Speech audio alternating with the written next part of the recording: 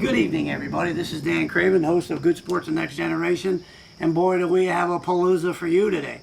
We're in an undisclosed location. We can't possibly tell you where we're at. It's a big secret. In fact, our cameraman Kevin had to be blindfolded and brought up on horseback, just kind of like Robin Hood's camp. So if you notice the background's a little different, just don't you worry about it. DJ, it's good to see you. It's always good to have you aboard. Good to be seen. You know, Duane. Dan. Duane Cole, DJ CRAVEN. Boy, do we got a show tonight. Let me just talk to you about what's going to round up here before we go into things. First of all, we're going to talk a little bit about what's happening. You know, obviously, with everything that's going on since March, we're gonna give our spin on it a little bit. Specifically talking about the high school situation. Then we might talk about some pro baseball. No pro baseball. Then we're going to roll into the NCAA and see what they're doing, Big Ten, SEC, decide what they're doing. Everybody seems to be a little bit going on crazy there. Then we might spin into some no pro basketball. Then we're going to go to the outdoors segment today. We're going to have a big, huge segment on outdoors. Duane Cole, is our outdoor guy, and we're really going to be working on that. And of course, DJ with CRAVEN's happening. He's always talking about stuff, and recently he was talking about getting out there and just doing it. So, of course, I dabble a little bit. So we're going to do a little bit of a weird twist at the end there, talk about what you should be doing or what you can be doing and all that good stuff. And then we're going to spin into some pro foot. Nah, that's not going to happen. And then finally, we'll just get some final comments. So with that, we're just going to go ahead and spin right into it. Now, before we get going on everything, I'm just going to put the disclaimer out. In this day and age, and with everything's going on today, none of these comments are meant to downgrade any organization's decision. We're not here to throw stones at anybody.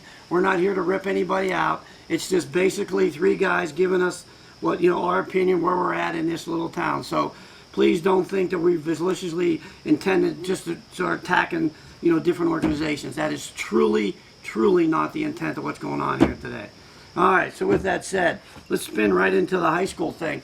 I think I was, just trying to find things, listen to things out. I think the PIAA guys came out with a decision today with regards to the schedule. So what's going to happen this fall? So I think they're a full go, Deej. Yeah, that's what it sounds like. They're gonna go forward, like you said. Just got that information here today. I guess it sounds like that. Their PIAA is basically all four sports. They're going to be a go, and we'll see what happens. I think that everybody's got their own opinions and thoughts on it, which we can get into. But yeah, we'll see what happens as we go on. I mean, it's one of those things where it's such a unique thing. Is you can say, you've got a whole bunch of group of people over here that are saying, oh, that's a great thing that these kids are going to get out there and they're going to play, and then you got the other side of things that always like, well, is it safe? Is it going to be the right thing and the best thing for everybody's interest? So very interesting, hot topic, as we all are aware, in our current state of mind. No doubt, eh? And Duane, you're an worldly kind of guy. Did you hear anything about what's your thoughts of what's moving forward with the PIAA and all that? Well, to me, that's a good thing. I worked in healthcare, Dan, like you, for 44 years before I was retired here a few years back. And for the first, I think, 11 or 12 of those, I was with the customers all the time, and I never missed a day. It's like the kind of thing that I think is catching all the people now is, if you see somebody's going to sneeze, you kind of get out of the way there. You wash your hands all the time. You don't put your hands on your face. Right. All that kind of stuff that I think is sinking into people. I hope it is. Should this cancel life? Should this kind of stuff, be the end of kids? I'm thinking of my friend Terry Beck and his son Landon, who is a phenomenal baseball player, great football player, had to totally miss his whole senior season of baseball, because schools shut down, because the governor shut schools down. And it's like, that's just, he played that, was it the American Legion there in the summer? I think he batted like 600 or whatever, in the 15 or 20 games or whatever that they had, after school was over with. But that would have been great to see him have his senior year, and get a chance to be the star that he was anyways, and just wasn't able to play. And I think folks are smart enough to figure out the way to not get sick and not get someone else sick. If you feel the symptoms yourself, you don't sneak in, to another event or whatever. You stay home, and get the checkup, all that stuff. So Yeah, so I know I think the PIAA was saying, like, from the fall perspective, I think they went ahead. And again, these are some dates I think I know, like on August the 24th, and then I think the first scheduled game might be like September the 11th. But some of the sports that you would think could play, I think they went ahead with, like golf and tennis and things that are, you got the other stuff going on. And I'm sure everybody sat down at these meetings and they came up with the best solutions that they can, for football. But I know that there are some things happen. I know, like when the kid comes off the field, he's got to put a mask on and then go stand, 6 feet away from somebody. And so the question is, are there fans allowed in there? Some of these stadiums, I think are big enough that you could probably social distance, at least the parents. I don't know. What do you think, Deej? Yeah, I don't know. I would be surprised if they go that far or not. I'm not sure how it is. Like you said, some of the outdoor activities are certainly probably going to be a lot easier than the indoor ones. From that social distancing thing. The golf and the tennis and those things where you don't really have to necessarily come in a whole lot of interaction with people, those would be certainly a lot easier. But obviously the nature of some of the contact sports and even soccer and all of the Right. football and the hockey and the lacrosses of the worlds and all of those, and maybe in the spring. But certainly going to be curious to see how this whole thing pans out and see how long kids can be in school. I think we've got a running bet in our household that they might not make it until October 1st, and we're all going to be shut down again and back here at the house. But again, it's one of those things that unfortunately you really can't do much about it. If the governor says you got to go at home, you got to go home. All you can do is voice Right. your opinion. now, the last I heard that parents are not going to be allowed, or no fans are going to be allowed to come to football or soccer. That they got to stay home. So on the one hand, that's going to be a good thing for Armstrong because they'll be getting out there to Right. cover some games. I don't know, maybe I'll be able to help with running the camera from time to time. That's too bad though, because Yeah. I'm just thinking of the Meadville Stadium. There's enough room for the parents to be there. Right. Is there enough room for every single person from Meadville to be there and stay 6 feet apart? Well, no, there's not. But for the parents to be there to see their kid, having their senior year, having their I'm still stuck on Landon. It's like Right. I feel terrible for the guy. He just didn't get to do the thing he's tremendous at, and Yeah. and then Yeah. his parents, his mother's the head of the parents association that has the snack bar running all the time or whatever, Right. raising funds for the program and all that kind of stuff. And so it was just to me, what a shame. It's just, it is a shame. The whole thing's a shame. It's just all about it in the sports. And I guess I look at it from the standpoint of that there is some, even amongst all the craziness, there is some good things, that happened. There are people that, there's people that have been, passed away from this, and God forbid those people. But there's also some people that, didn't die in a car wreck because they didn't go to work that day and they would have got T-boned by somebody else. So, I just look at it from a positive standpoint on that end of it. It stinks for the kids because they'll never get that back, especially in high school. I think about it from a college level. If I was a college kid and you really didn't want to miss that year, well, just take the year off and you don't lose your year of eligibility from a sports perspective. Have a gap year, those kind of things. So that's how I look at it. But again, it's what are you going to do, right? It's one of those things. It's it stinks, but it's kind of something that you don't really have a whole lot of control over, unfortunately. Now I know that and I'm getting my numbers skewed. Like if you're playing volleyball and you're indoors, I think you got a set number. If you're playing hockey, you're indoors. But if you're outside playing football, does that constitute another gathering? Is it? Yeah, I don't know. And so again, you gotta do what you're they're told to do in the guidelines, and these people think it through. And this is something new to everybody, so you just have to kind of work through it. But I heard one football coach was on. I don't know where I saw him online somewhere. I was reading it, but it was like the risk versus the gain, and so everybody's talking about social distancing, which is huge with the prevention of this disease. But the question is with these kids, what about social interacting? You're talking about these kids. They're seeing the same people every day, and I think when I went to school, I don't know what I would have done. My mom probably would have thrown me out. I don't know if she would have kept me at home that long. I just need that interacting, with other people, and those kids need it. And I don't know what the statistics are for high school kids that are getting it and are having a bad, side effect of it. But, it's, and the hindsight's always 20/20. But boy, these kids are just, since March, they're just, I'm just probably digging at it, to get going at it. So. I guess, from a high school thing, Deej and Duane, I know that, talking to, some of the people from the Bulldogs end of the thing, they were talking that, initially that like the PIHL was going to follow the PIAA. So I know talking to a couple people a couple months ago, they were supposed to supposedly shut down till January.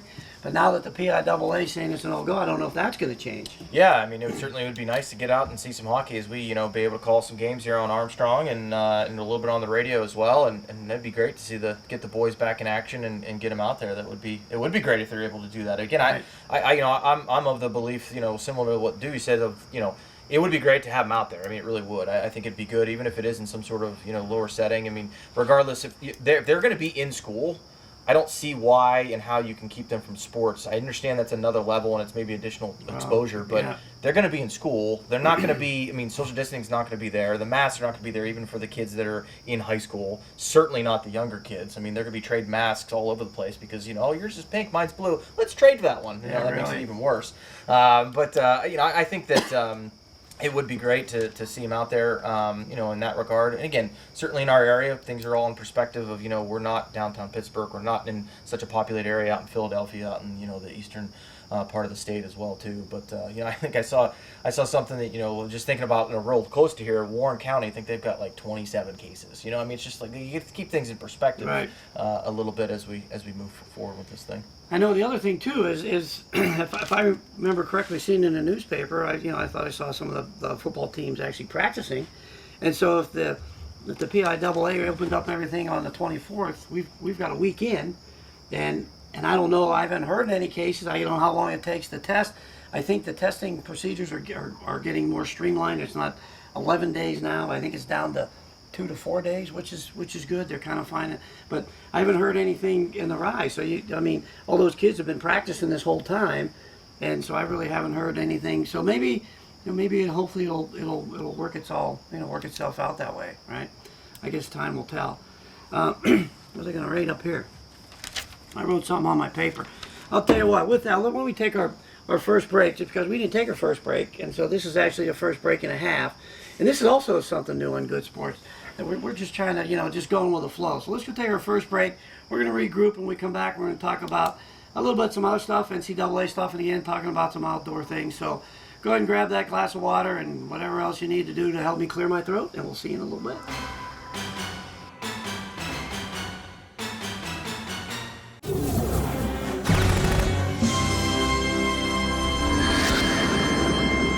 All right, hey, welcome back to our next segment here at Good Sports The Next Generation. Dan Craven, Duane Kohler, DJ Craven.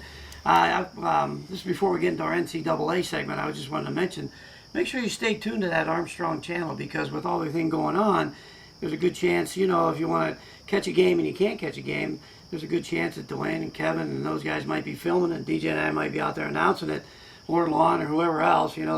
Just stay tuned, because there might be a game somewhere, somehow, somewhere that you may want to watch. So keep tuning into Armstrong there. All right, busting into the NCAA up a level here. I think these guys were trying to figure it out, and getting emails from Sandy Barber, and they were doing a pretty good job trying to figure it all out. They're going to have games, no games. They're going to have students, no students, and nobody knew what was going on. And of course, there was a deadline that they had to be able to be back on the campus, according to Penn State. It was July 1st. If they weren't if they weren't able to open things up, they wouldn't have enough time to start in September. Well, as it turned out, they didn't start in September anyways, or they're not going to. But I think some of the southern conferences, I think they just said the heck with it, and they're moving on. I think the SEC and the ACC said we're playing. I don't know. Did you guys hear anything about that? That's the latest I had heard. I haven't heard. I kept pretty close tabs on it, but yeah, that's the latest I heard, that they're going to go ahead and go forward with it, and I'm assuming they're going to try to keep them in a bubble as much as they can. Locally here, Right. I was kind of noticing the Allegheny College students, some of them walking around with masks and that kind of thing, and so we'll see how this all works out. I mean, again, I talked about earlier about the kids, younger kids keeping them on. I think the college kids, and like they're not going to have a party. Right. Once they're back in on campus. So we'll see how that all pans out and how that goes forward. I kind of wonder what's going to happen with like bowl games and that kind of stuff at the end. If you got some of the conferences going in September, some of them are waiting until November, some of them are talking about after the first of the year or whatever. Yeah. How do you have a playoff? How do you have whenever Yeah. if your season's been over for 3 months, and then jump in the playoff. back in. I don't know how that's going to work. That's going to be awful weird. So Yeah, and I'm kind of like so torn. One aspect on this, let's just forget about 2021 and just put it on the shelf and let's start January of next year and then let's see where we're at and maybe we can, because we got this year and all that year to kind of figure it out and instead of just kind of hodgepodging it and just like making, and I guess you learn by your mistakes, but hopefully you don't have a bad mistake along the way. Now I know that originally the Big Ten said we're done. I'm pretty sure. And then I don't know if what the Pac-10 did or the Big Sky and Notre Dame was looking for someone to play because they're not even in a conference. They were trying to figure it out. And so originally when I went from the Penn State, the 3 warm-up games, the Big Ten, they're throwing all those guys out and the Youngstown State and the San Jose's and all that stuff, and they were replacing it with the Big Ten team. So at one point you were just going to play all Big Ten schools, and then they decided not to do it. And then finally, after the article I read in the paper with regards to if you don't play, you're not going to get ranked. Well, that puts a pressure on a lot of people because I think that has a lot to do with your recruiting. Somebody was saying, well, if the ACC and the SEC they play, they're going to get a better recruiting because they're playing. And now we're going to be losing on recruiting. And the other thing too, if we had our show with Journey Brown, I mean this kid's on 3 lists now. I think he's on the Heisman Trophy look. I think it was the Doak Walker, I'm not saying that, but he's on the best running back, NCAA running back in the nation list, and he's also on the Paul Horning list for the back that has like his all-purpose back, catching, receive. This kid's on 3 lists, and and you're talking about Landon back on not being able to play, and I mean here's a kid. I mean this kid has the world by the tail. I mean Journey Brown is and so I feel bad for him and Frymuth and all these other guys. But so I guess they finally decided, yeah, let's try to give it a go. And the last I heard now is no fans. November, December, and November and December they're going to try to get the games in somehow and be done by January. Now, I don't know about you, but I know where all those stadiums are, and that's going to be some ugly football. I mean, you know what I'm saying? Yeah. I mean, unless you're playing on some turf, which Penn State is not. I mean, you're going to be. And I don't know the Ohio State and Michigan. I think Michigan State is, but those are going to be some ugly games. Yeah, I think ultimately it all just comes down to the dollar, unfortunately. Oh, I mean, none of this has anything to do with player safety. None of this has anything to do with anything other than from a dollar perspective when you're talking about college. And again, that's just my personal opinion. I have no idea if it's true or not. But I just can't imagine that they're doing this really just for any other reason, whether it be for rankings for better kids or be for ultimately, like I said, just to be able to, some sort of TV deal or whatever the case is. So that's my thought. I think the only reason that NCAA or any of them are going to go forward is just from a dollar's perspective. Because again, if it wasn't a business, you could just take a furlough, take a pause for an entire year, and not play and not go to school, and you wouldn't lose eligibility. They're probably gonna have all these different rules that they'll probably waive things anyways and give people extra eligibilities because of the COVID year. That's again. That's just my point. No, and you bring up a good point, and I stand corrected about forgetting all this, and because based on that, Duane, I'll get your comment here in a minute. But now that Sandy Barber, sent out a list, and a season ticket holder, you had 3 options. Your option 1 was to you want your money back, and if you did that, you lose the chance to get them for next year. 2, you can roll over your money, and then you get your season ticket. Or 3, put it as a tax charitable donation, because she was saying there are people that would be furloughed, and some of those people might be losing jobs or getting a pay cut because football alone brings in over $50 million. And to your point, DJ, which is an excellent one, I mean, you think Penn State's got this big bank account. No, they're feeling the bite just like anybody else. Duane, what's your point? Well, I have a slightly different perspective. I'm going back to what you said at the beginning of the show is like, don't hold this against me or whatever. But all this stuff that gets canceled, some things like don't make any sense to me for them to get canceled. But it's like, well, gee, our organization is sponsoring this event, and what if somebody gets sick and they're going to sue our organization? So let's just cancel it. Everything else is getting canceled. Let's cancel this too, And it's like, to me, things aren't making any practical sense or whatever. Right. There are ways to protect. Now, if you and I are knocking into each other in a football game, am I going to sneeze on you or whatever? Well, that could happen, But what about golf? What about cross country? All these other sports. Right. I don't get why any of that's an issue for that. But what if a kid gets sick and who are they going to sue? Yeah.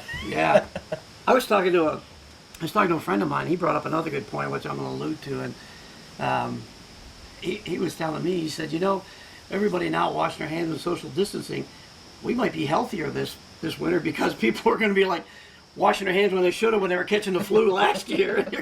So stuff they should have been doing all along, they're just going to start now. But I know that at one point, and I don't know if it was a big thing about it, but I know James Franklin, and I'm not quoting him, I'm just kind of paraphrasing, something to the point that he didn't want his team to play 2 seasons in 1 season. He didn't want to play spring and then turn around and play 2021 again. And maybe he's, he knows a little bit more about how the logistics in college football works than I do, certainly. And maybe that's a good point. And maybe that helped bring the commissioners and the people to be from the Big Ten, together to say, look, this is what we need to do. I mean, DJ, thoughts on that at all? Yeah, I mean, it definitely could. Again, I don't think it has a whole lot to do with, the player safety is certainly, that's what that point is trying to basically protect, is the player safety. You don't want to be able to go out there in a 9-month period and play 2 seasons. There's a reason that they only play so many games of football. Right. There's a reason they only play once a week because of how brutal it is to a body. And I think that has, actually gets on the point of safety and away from the cost standpoint. So again, it's not to beat a beaten drum there, but I think really all it is it's a money game at the college level. Again, we're talking D1. I mean, there's a lot of money involved. I'm not talking about D3 sports, because those have got canceled and probably were canceled right away, and they just budgeted accordingly. Again, just because they're smaller dollars, but they're real dollars that matter there too. But they don't bring in the dollars. They're not going to bring in a lot of financial gain for the college. The team. I mean, they're relying on people going to school and Right. getting enrolled in school, because ultimately they're not going to try to go on to anything further. So. Right. The other thing that was brought to my attention by one of my bird dogs, makes me look good, is that like Micah Parsons from Penn State, and I'm sure there's people from all over Ohio State and all over saying, I'm just going to forget this season, go to the pros. Well, I don't know if everybody can go to the pros. I mean, how many rooms out there? You're going to have so many picks, and all of a sudden you have 47 linebackers. Guess what? You may want to, like you were mentioning too, take a year off and come back at it. And see how that goes. DJ, you made a good point though. Football, you get pretty beat up, and I mean, could you just start the whole season over again 6 months later rather than waiting that 9 months? And it's like I'm thinking of Roethlisberger, tearing up his elbow, and here he's back, and it looks like he's going to be, he's going to be back to normal, and this, and not having him cost the team several wins, I'm sure, last year. Today, I'm in the car, and a whole flock of kids running past, and I assume they were college cross country, and there's not going to be any Allegheny sports this fall. And Michelle's like, well, I can't be college kids, because it's like they're not having. Well, the kids if they're cross country runners, they still got to get out and run. They're not just going to sit around. I assume that's what was going on. Yeah, she says, well, maybe those are high school. So they didn't look like high school kids. They looked like college kids. Yeah, no, I see them frequently. The runners, those guys and girls are running all the time. Because they put up good numbers. I'm like a mile from the college. You're like 2 miles from the college, and you probably see them too, because the cross country they're getting their miles in. They're going past your house. And they have a pretty good team down there at Allegheny for. Yeah, they sure do. They sure do. And they work at it. All right, I don't know. I think we beat up that as much as we could. And I think we're going to get to what's going to be the meat and potatoes now. Let's just swing right into the outdoor stuff. And Duane, we're falling right into your wheelhouse. And DJ, you've done some good outdoor stuff, and on some of your podcasts mentioned some things to do outside. So I think right now, Duane, why don't you tell me what's happening in your world? What do we need to look at? Well, I brought something along that we did for the outdoor show early this year as one of my craft projects. Made a kayak paddle, and I brought that for a couple reasons. One, when you go to the store, typically I know you go to the local sporting goods store, and there used to be 50 kayaks lined up. Right? I went in there a week or two ago. I think there were 3.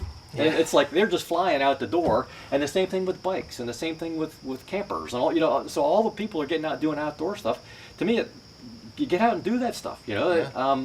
The whole staying in the house and you're not allowed to see anything in the world or whatever. That to me, that's wrong. There are things you can do, and so I brought this kayak paddle along for a couple reasons. One, a kayak, that's a great thing to do. We had Kayak 101 on the show here probably 5 years ago, something like that. And I could never find a paddle that was tall enough for me. 'Cause, I'm not hugely tall, but I'm a taller guy, and it's like the shorter ones didn't work as well for me, So I made my own. I made this one extra tall just for me. And see, I made the little spoon shape in it, as opposed to it being flat, whatever. And so so I made one for my son-in-law. I made one for my daughter. I'm actually going to make a couple more for some friends or whatever. But it's like, so it was a fun thing to do. When I wasn't able to like sort of like go anywhere and do anything else, you weren't allowed to go anywhere except for the grocery store. That was it. You couldn't go anyplace else. You know? So this was my project, and I was like, hey, that was kind of fun. I'm gonna do some more of that. So made nice birthday presents, for them. But kayaking, that's a great. I had a shoulder surgery, Dan, which you remember a number of years back, and that seems to help. I mean, that's of all the different weight machines and stuff I work on, it's like the kayaking seems to help with that more than anything else. It gets kind of tender and getting out there. So to me, my word to someone else is just get outside and do the stuff you would normally do. You're probably less exposed by being outside. If you're going to be out in the woods and in the wilderness. Not to me. I have my favorite time of the year is fall because that's hunting season, and I like to do stuff so I'm in shape when hunting season comes along, so I can be out there stomping around. So I'm out running past your house with 1 or 2 dogs with me all the time because I want them to be in shape too when the season starts, which is going to start this coming Saturday. I'm going to have them out guiding a hunt on Saturday. Well, that's why I wore the shirt too, by the way. I was guiding a hunt for some guys, and they were making their own TV show, Buck Busters Outdoors. I haven't heard. I think it must be like a podcasting or whatever. Yeah. And they only were doing deer hunting was all that they were doing. They wanted to get some other stuff, so I'm guiding them on. And they were trying to film with their phones and stuff, which didn't work very well. So I'm not sure how that all worked out. But we did they had success. They had fun. So, but anyways, I hope things are going well for them. But. Nice. I'm going to put something in your wheelhouse. In addition, and DJ, don't keep holding those thoughts in your head. In addition to the kayaks off the shelf, bikes and Emmings off the shelf, camping gear off the shelf. I'm also finding out that guns are off the shelf. Guns are. Yeah. So tell these. I mean, I think it's a good time now for all you hunting people out there, even bow hunters. Recommendations like maybe how to start, what to do, where to go, what to look at some online or whatever to get these kids involved and that type of event. Well, to me, the most important thing is to get yourself in shape. So get go. This is like the whole the gym's closed, I can't work. Well, so put your running shoes on and go out take your dog out for a run. Right. I said a million years to people, it's like, what's the best thing for your health? Get a dog, because dogs are going to get walked, and then if it's an athletic dog like mine are, it's got to run, so take it out and put it, go out for a run.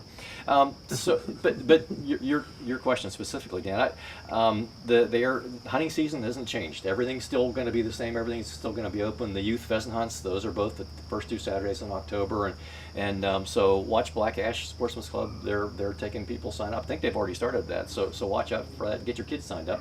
Because if you're up to 16, you get to go for free, and the Game Commission's going to provide birds, and that's a blast. I always go, now selfishly, I want to get my dogs some work in before it's my turn to go hunt myself. I know there's going to be pheasants out there, and I had one kid that from the time he was 12 till the time he always made sure that he was on my team, whenever he got signed up for the hunt there. And it's like Crash is his favorite dog in the world, and he was last year, he turned 16, and he was all disappointed because he couldn't go anywhere. He turned 17. 17, yeah. So he came out and volunteered for the hunt to help put the birds out and to help get, to teach the younger kids and all that kind of stuff, which is, that's just an awesome thing. So the Game Commission's got stuff built in already for the youth out there. If you're thinking about the equipment and so on, everybody's, when I was first learning how, and I didn't grow up with the hunting family, it's like, well, why do you have that particular gun? Well, because Grandpa's, he gave it to me and whatever, well, why do you have that particular type of dog? Well, this was the family always had this kind of, and I didn't go up there. So I was like researching and always trying to figure out what was going to be the best. So to me, I would encourage people to read everything and read articles and, look them up online and all that kind of stuff. You can order a gun online, but you have to have it shipped to a local gun dealer, which they're back open again. So there are wholesale ways to find a gun. There's one place in Texas, it's Seed. I forget what it is, but again, if you look those things up online, they're everything: shotguns, deer rifles, handguns, the whole bit. But again, it ships to a dealer, then you pay the dealer a fee, or go to the dealer. Now, as you mentioned before, Dan, it's like when you look at the shelves, in the bike store, and there's like nothing there or whatever. The last time I went past the gun store, it was pretty similar. It was pretty well cleaned out. I think there's a couple reasons for that. Hunting's one small part of that, but. I think there's some paranoia about all the riots and all the protests and all that kind of stuff and all the threats people are, feeling in certain places of the world. So I think guns are flying off the shelves again. That seems to happen.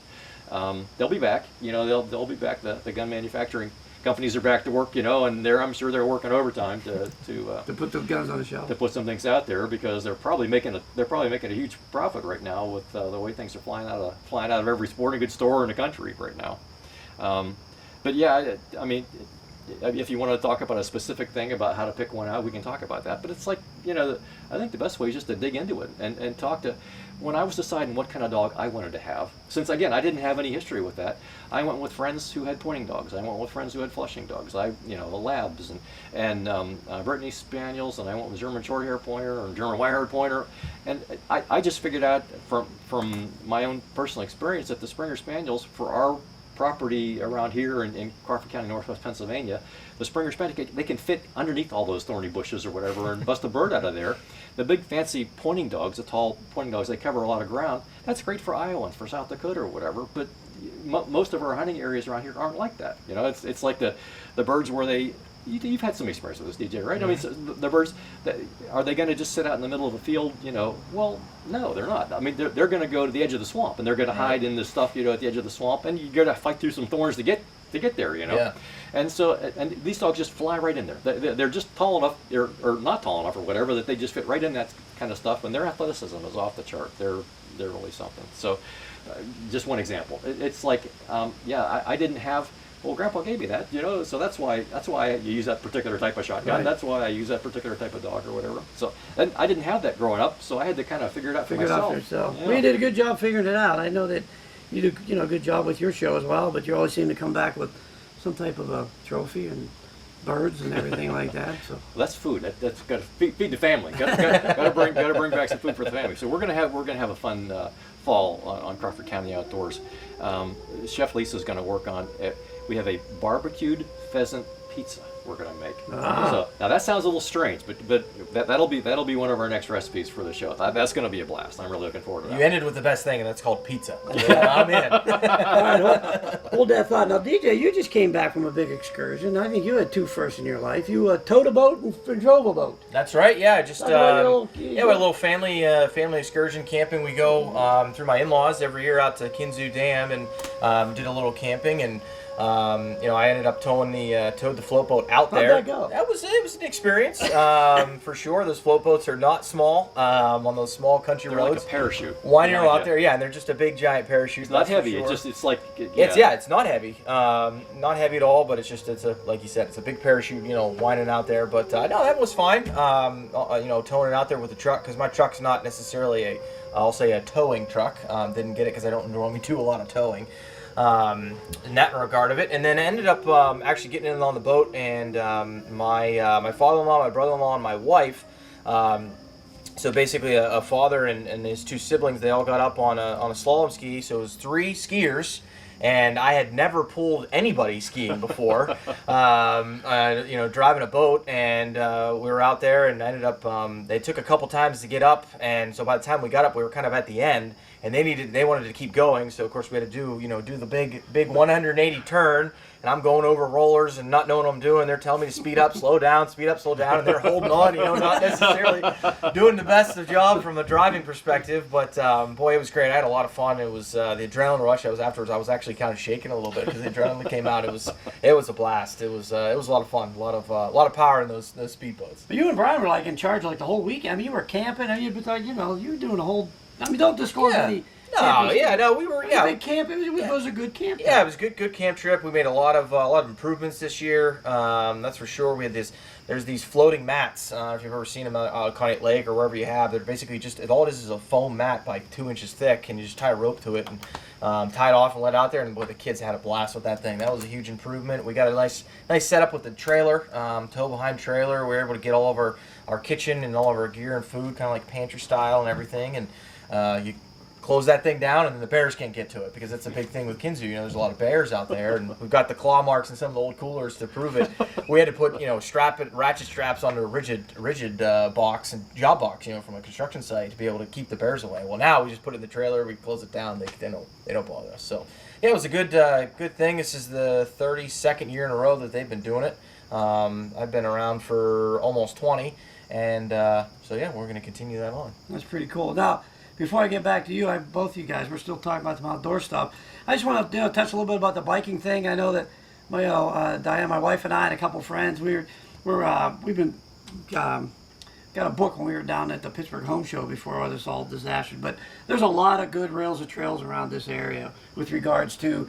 It depends on your level of biking. You don't have to be a power biker. These trails are made for people to go for miles. And also the book that we had ranks it from like 1 to 5, or I think, and it tells you, 3 is about a mediocre, 5 you're probably going to get a little bit more of this. But there's a lot of good trails out there, so there's really no excuse not to get out there. And you can walk on those as well. So just from a biking perspective, or if you're a little bit more, want to get on, just to keep you off the road, but just to get you out to do something. And, Ernst Trail is, doing a great job out there. I mean, I think Marcy Finn's kind of in charge of the Ernst Trail thing, and she's a big part of the fundraising. She's a big part of it. And yeah. they've done an extension, and it's almost totally done. And it goes from behind the motor shop there, behind Beans. Is that Yeah, right? Yeah. right. It goes back down towards the boot box and comes out. It's really cool. We did a fun walk on that. We did that on the outdoor show earlier this summer, and they aren't going to be able to pave that part. It's going to be like packed down gravel because there's several bridges, and they're not going to be able to get a paving machine in there because it's too. They're smaller bridges, Right. just not over the creek. You're right along the creek. It's funny. You're going behind the bowling alley, and you're going behind Haas's restaurant, or whatever, and it feels like you're in a jungle. I mean, it's just totally. I mean, you can hear all the traffic going, and it's probably just a few hundred yards away from you or whatever. But it's just totally Closed in. It's amazing. And then you're it's underneath cool. Smock Bridge, and then you're down behind Dad's dog food former plant. Now it's whatever it's called nowadays. Schmuckers. Yeah. Schmuckers now. Yeah, really cool. Touch on your go out and taste it bit, Dave, from your last podcast. Yeah, it actually wasn't even a quote unquote from a full. It's just a little snippet like in the snippets. morning, and that's all it was. I was riding the bike in the morning, and North Face shirt I had on, and it said one of the North Face sayings. It says, "Never stop exploring."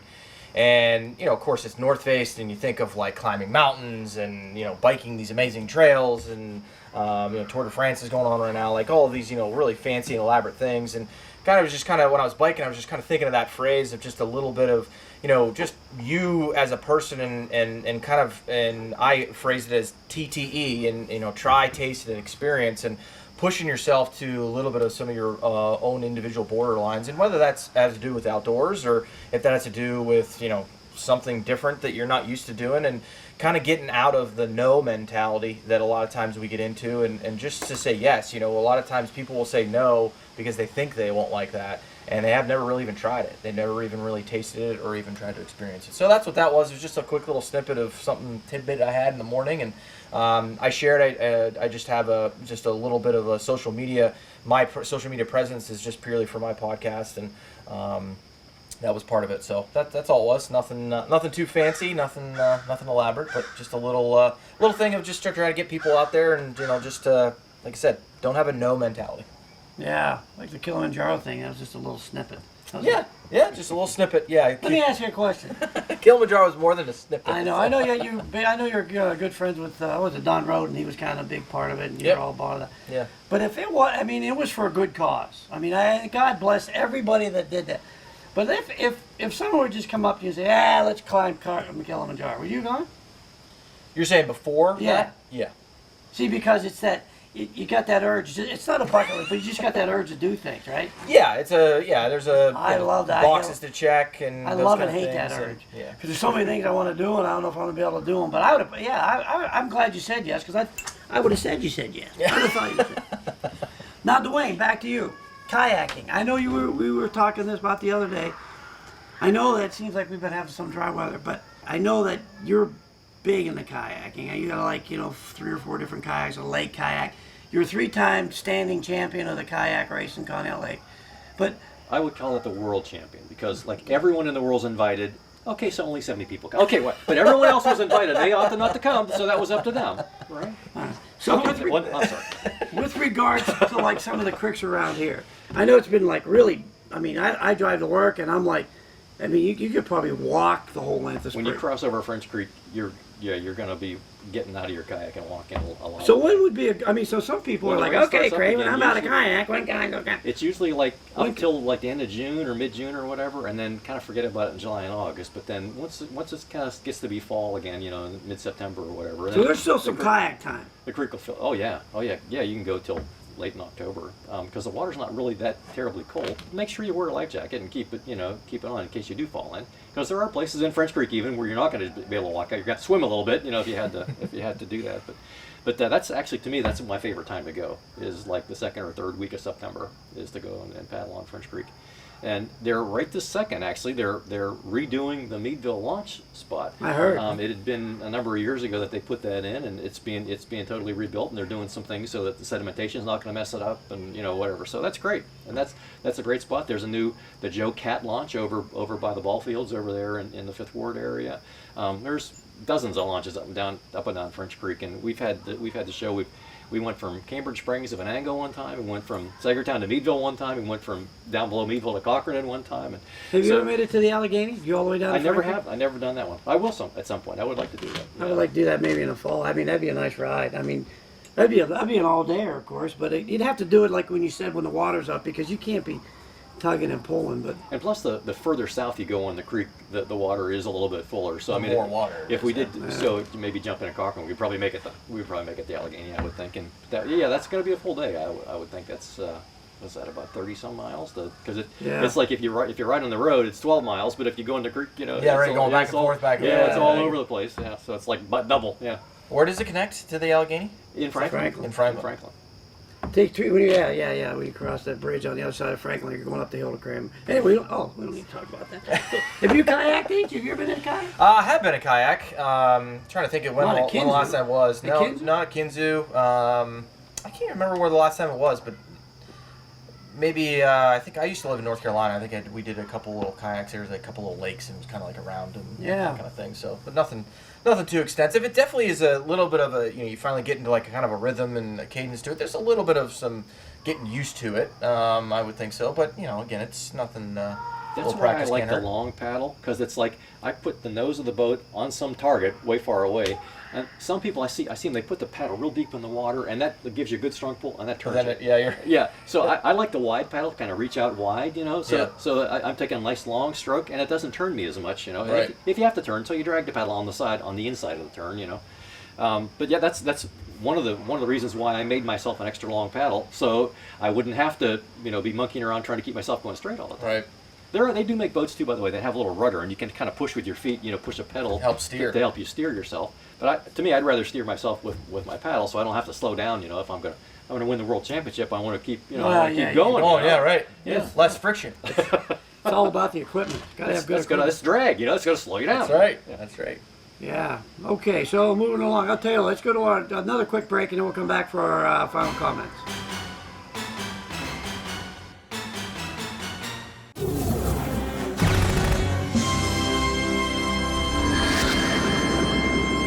All right, this is Dan Craven back for our third and final segment, which is just kind of going to close everything up and get a final comment, and I'm also going to let the boys just dare and vent whatever else they have to say. So, Duane, let's start with you on some final comments and what we talked about today, or we talked about whatever. And Well, I mentioned before that pheasant season comes up in a month and a half, which Yes. is that's my favorite.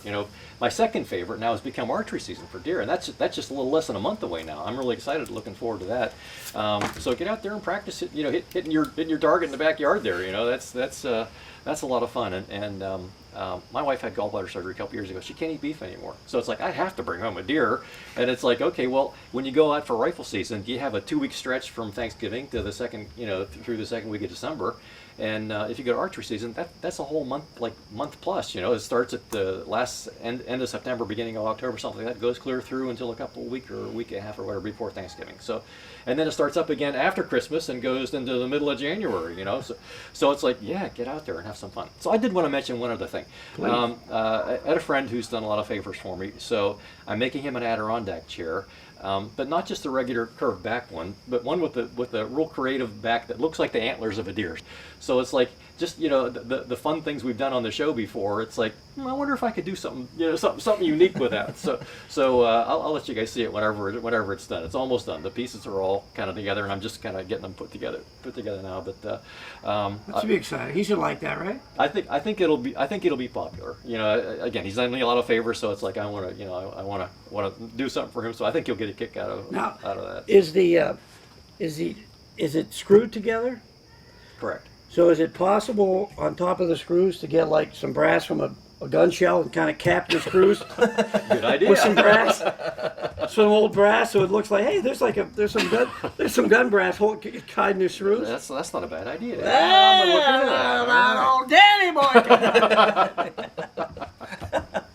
DJ, what do you got going on? Well, I feel like I end with this all the time, That's okay. but it's it just happened yesterday, and I don't know if you guys ended up seeing it or not, but and I know old man doesn't want to talk about pro sports, but the golf yesterday was Oh no, I'm okay with golf. a phenomenal ending. I'm okay with golf. Yesterday, I mean, it was probably one of the best endings Did you hear this? we've ever seen. Was it somebody made a 60 yard or 60? It's not even just that. So Yeah, listen, ultimately, this is crazy it's in the FedEx. So they're at the BMW, which is the third of four weekends and 4 tournaments that ultimately gets the FedEx champion. That gets X number of way too much dollars. And John Rahm is at one point he was leading, or he was just playing well. He ended up basically getting a penalty stroke. I'm not going to go into the details to drag this out. He gets a penalty stroke for just basically his own head up, his own tuchus. He just picked up his ball when he didn't mark it, and so that's a 1 penalty stroke. So he takes 1 penalty stroke. He ends up coming down. He finishes it before Dustin Johnson. He posts with a 3 under, 4 under, and Dustin Johnson is coming behind him. And he knows he's in the 18th. He knows he has to birdie it to tie him to force a playoff. He puts it in the rough, and of course the announcers are like, "Oh, well, there goes the chance. He's in the rough. It's gonna be hard to birdie this because he can't hit. It's a par 4. He's really not gonna be able to hit it." So he hits some great shot. Ends up getting up on top of the green. There's basically a funnel, and it goes up, and there's like kind of 2-tier green. He gets up to the top. So he has like a 40-foot putt down the hill. They're like, "Oh, that's one of the toughest 2 putts you're gonna have today." Well, doesn't he go up there and he drains it?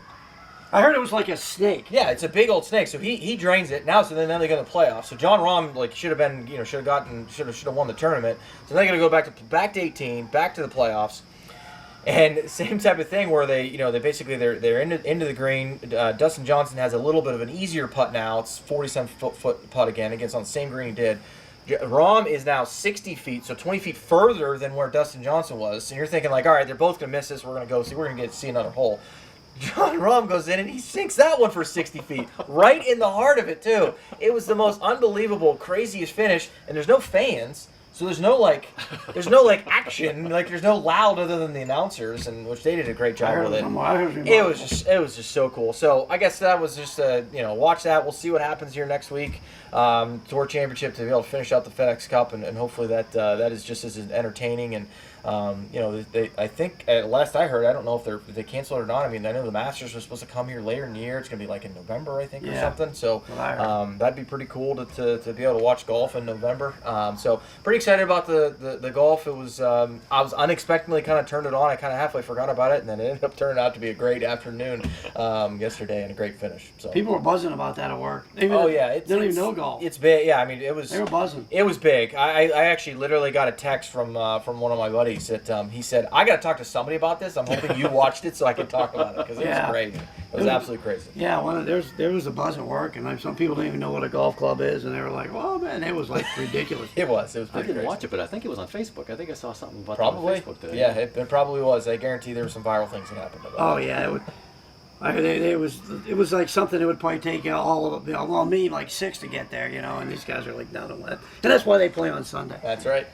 Yeah, well, I don't really have anything much to close about. Just wanted to have a fall sports show like we normally do, and hopefully we'll get some at the end of the year, and maybe we can kind of answer our own questions at the end of the year. And I wasn't sure what to throw it out there, but I just thought we'd get sort of our opinion, what was going on with things, and I just hope it works out good for everybody. I hope everybody comes out of this, good. I hope the kids get a good experience. I hope nobody starts pointing fingers at organizations because they started too soon, and I hope parents get to see their kids, and I hope the kids get to do whatever they need to do, because it's just a real different time. We just need to deal with it. But I just hope everybody comes out on the positive side. And I guess with that, I'm just going to close with a group and just say until next time, be safe, wash your hands, and we'll see you later this year.